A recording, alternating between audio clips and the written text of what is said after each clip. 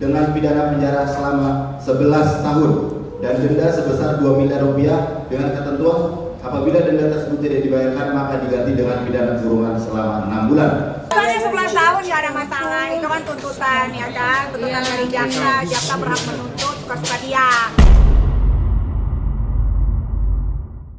Kasus yang tak pernah sepi dari sorotan publik kini memasuki babak paling menegangkan. Sidang kasus Nikita Mirzani dan Reza Gladys akhirnya sampai pada tahap tuntutan dari JPU. Namun bukan Nikita namanya kalau tidak bikin heboh. Alih-alih sedih atau tertekan, justru ia joget-joget di ruang sidang setelah mendengar tuntutan tersebut. Gak salah tuh. Lalu, apa saja sebenarnya isi tuntutan jaksa yang bikin geger itu? Dan bagaimana dengan Mail, sang asisten setia yang juga ikut terseret kasus ini?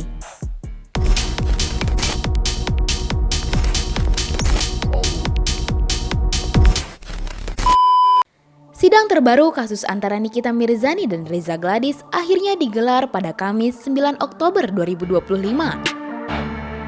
Sidang kali ini bukan sidang biasa, melainkan sidang tuntutan dari jaksa penuntut umum yang menjadi penentu awal apakah Nikita akan benar-benar merasakan dinginnya jeruji besi. Sebelum sidang dimulai, Nikita datang dengan gaya khasnya, petantang petenteng, senyum-senyum, bahkan sempat pose untuk kamera wartawan. Kami cakep. Jalan. Bentar dulu, buka dulu. Ibu, tas ibu mana, Bu? Tas ibu. Tas kemana? Tas ibu. Oh. Ibu mundur dulu, Bu. Set sambil jalan, Bu. Yes. Iya.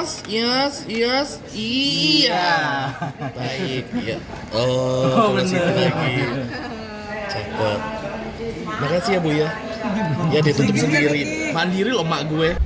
Ia tampak sama sekali tak tertekan, padahal di hadapannya sudah menunggu momen pembacaan tuntutan dari jaksa yang disebut-sebut sangat berat.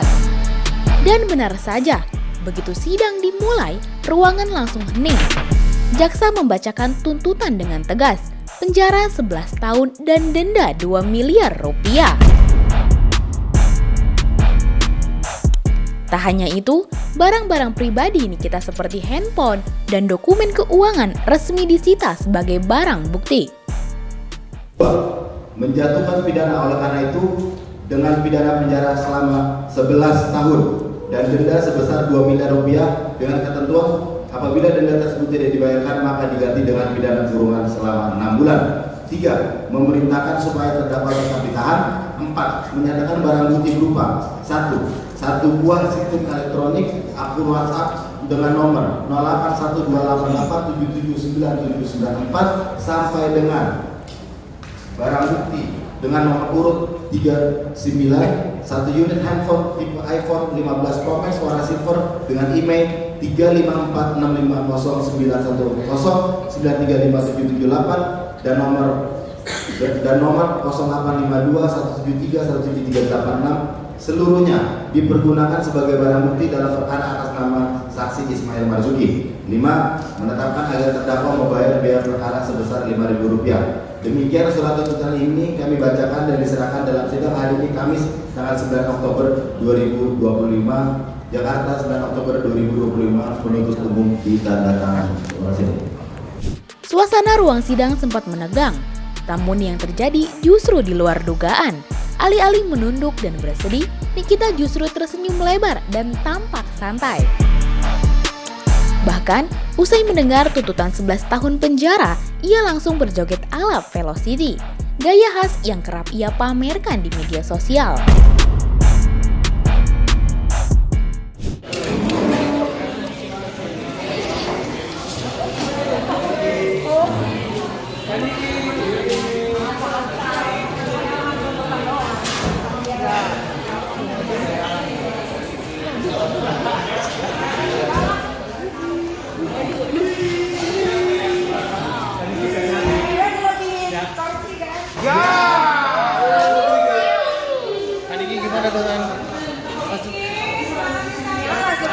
Gimana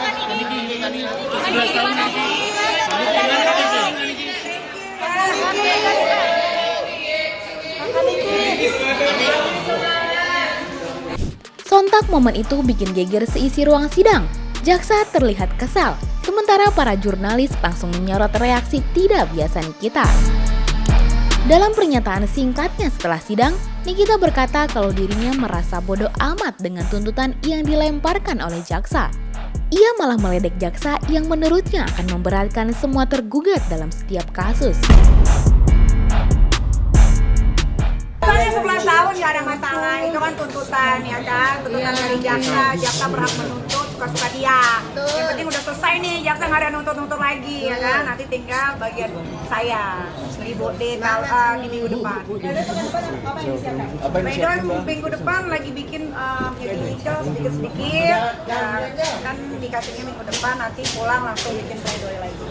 Ia bahkan menuding jaksa menuntut seenaknya dan sesuka hati, tanpa memperhatikan fakta yang sebenarnya terjadi.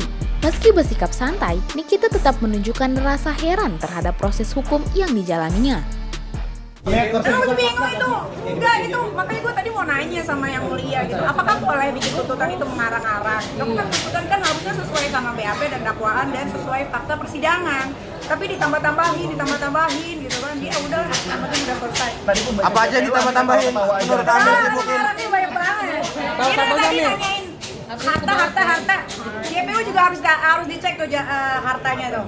Karena ada beberapa JPU yang di kasus gue itu tidak mendaftarkan hartanya ke LHKPN ya. Jadi tolong diusut hartanya. Inisial boleh nggak? Dona sama Bani. Sementara itu, untuk Ismail Marzuki alias Ismail, jaksa juga menuntut hukuman 7 tahun penjara dengan denda serupa karena dinilai turut menikmati hasil dari kasus Nikita. Berbeda dengan Nikita yang tampak flamboyan, Mail, sang asisten, justru terlihat lebih tenang dan pasrah. Ia hanya menunduk saat mendengar tuntutan 7 tahun penjara dan denda 2 miliar rupiah seperti orang pasrah. Meskipun santai, tapi Mail justru lebih kesal dengan denda 2 miliar rupiah yang harus dihadapinya dibandingkan 7 tahun penjara. Dengar karena JPU-nya nge-rap kan. Terus udah gitu aku nggak denger itu tadi berapa, ternyata 7 tahun. Ya udah nggak apa-apa lah. Tinggal jalanin aja. Ini kan juga tuntutan juga kan, baru tuntutan kan semua kan ada di hakim. Hasil akhirnya itu kan nanti masih berapa kali lagi tuh. Minggu depan pledoi. Terus hari habis tanggal 16, tanggal 20 replik, 21 duplik, hari Kamisnya 28 baru vonis. Tapi ngerasa keberatan nggak dengan 7 tahun. 7 tahun tersebut dan 2M? Santai aja sih sebenarnya karena kan masih tuntutan juga kan. Semoga aja masih ada keajaiban, ya kan. Mail, kalau tadi nih kita kan di 11 tahun ya tuntutan. Nah itu aku malah nggak tahu tadi aku malah gimana nanya. tuh komentar kamu sendiri gimana? Ya keberatan, kalau misalnya keberatan pasti keberatan. Cuman kan masih ada hasil akhirnya. Jadi nanti kita lihat aja nanti di ending. Nanti akan bikin pledoi sendiri atau gimana? Aku bikin pledoi sendiri sih pasti. Udah siap belum?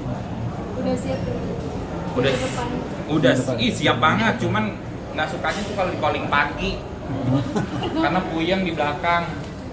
Terkait denda 2M. Oh sialan emang. Denda gimana denda? Bikin puyeng nih 2M ini nih.